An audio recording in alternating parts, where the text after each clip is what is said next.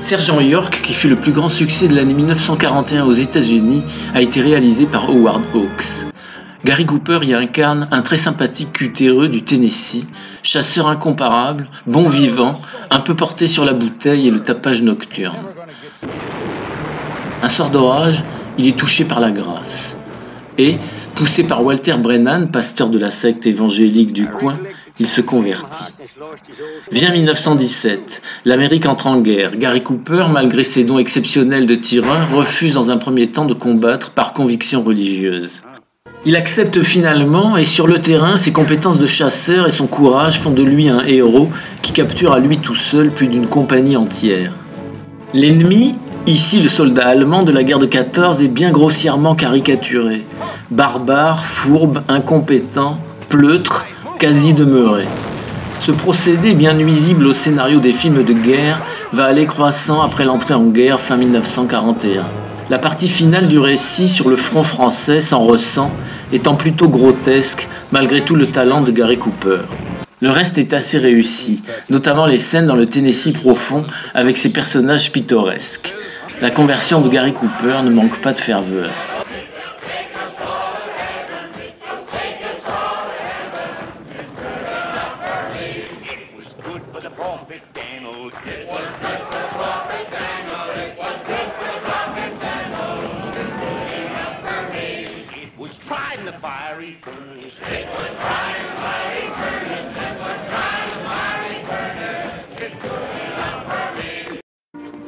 La Couronne de fer est un film d'aventure aux allures de légende épique réalisé par Alessandro Blasetti. L'action est vaguement située entre le Bas Empire et la période carolingienne dans un haut Moyen-Âge mythique. Un roi, plutôt bon et sage, vient de remporter une bataille sur le royaume voisin. Alors qu'il s'apprêtait à être clément avec le roi vaincu, il est tué. Son frère, nettement moins sympathique, incarné par un truculent Gino Cervi, s'approprie les deux royaumes pour les gouverner d'une poigne de fer. Le récit donne lieu à de multiples rebondissements puisant dans le vaste registre du roman médiéval merveilleux, avec ses princesses, ses chevaliers et ses tournois, ses lieux enchantés et ses prodiges, ses guerriers maléfiques. La couronne de fer est un objet miraculeux offert au pape par l'empereur byzantin et forgé avec un clou de la croix du Christ. Le héros de l'aventure est un jeune homme voué à la mort dès son enfance, mais recueilli et élevé par des bêtes sauvages. Il réapparaît tel un Tarzan médiéval pour accomplir la prophétie. Ce syncrétisme un peu déconcertant donne un film unique en son genre, grandiose, baroque et plein de vitalité. Crépuscule est un film d'aventure réalisé par Henry Hathaway. L'action se situe dans l'Est africain britannique au début de la Deuxième Guerre mondiale. Bruce Cabot est un administrateur britannique bon teint, tandis que George Sanders incarne un militaire assez rigide mais héroïque. Aucun des deux ne semble étouffé par le respect qu'il porte aux droits des peuples indigènes à disposer d'eux-mêmes. Le film, exaltant le courage et la Grande-Bretagne, souffre d'un scénario bien affligeant. Les Allemands menacent à partir d'une base secrète un poste avancé britannique dépendant de Nairobi, pour de là s'emparer de l'Afrique entière, pas moins. Le seul véritable attrait du film est Jean Tierney, très photogénique, en pseudo-autochtone, patronne improbable d'un réseau commercial immense couvrant toute l'Afrique de l'Est. Entièrement tourné aux États-Unis, le film est tout de même assez bluffant par ses décors naturels africains, parfois plus vrais que nature.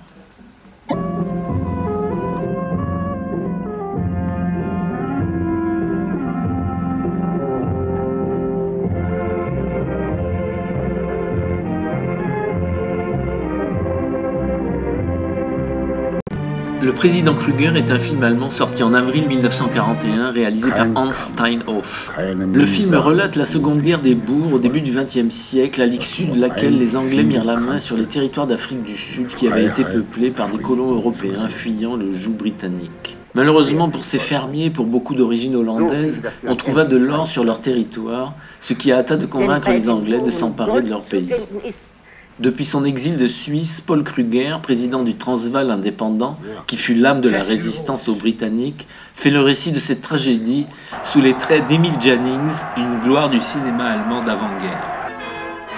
Ce film allemand, certes très anti-britannique, a le mérite de nous rappeler un épisode bien peu glorieux de l'histoire de la Grande-Bretagne, qui a été quasiment effacée des mémoires occidentales. Pourtant, la presse française de l'époque s'était violemment indignée contre les exactions commises à l'encontre des civils. Les Britanniques furent en effet impitoyables avec la population bourre, en installant ce qui fut sans doute les premiers camps de concentration du XXe siècle, dans lesquels moururent plus de 20 000 enfants de moins de 16 ans. Après 1945, le film ne fut pas diffusé dans les pays occidentaux.